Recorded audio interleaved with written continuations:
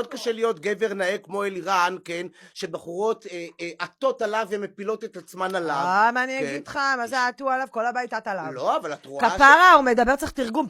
לא, בסדר, אוקיי, זה משהו אחר, זה... אבל אי אפשר להתכחש לזה שהוא גבר נאה, אוקיי? הוא גבר נאה, יש לו איזשהו צ'ארם כזה.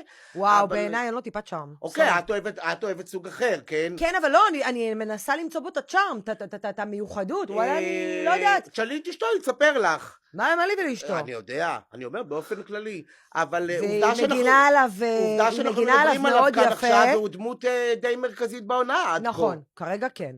הוא אתמול גם בבוקר היה לו איזשהו ויכוח עם עומר, כן, שאני לא אהבתי מה שעשה אלירן יום לפני כן, הוא בא לשלי ואומר לה, אני שמעתי משהו, אני אספר לך עוד כמה ימים, אבל תתרחקי מעומר.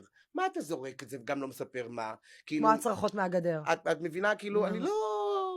מצד שני, קטונתי, מי אני שאני רצתי לכל אחד, וגם מה ששמעתי אמרתי. צריך להבין שנמצאים שם בסיר לחץ. מיקרוגל.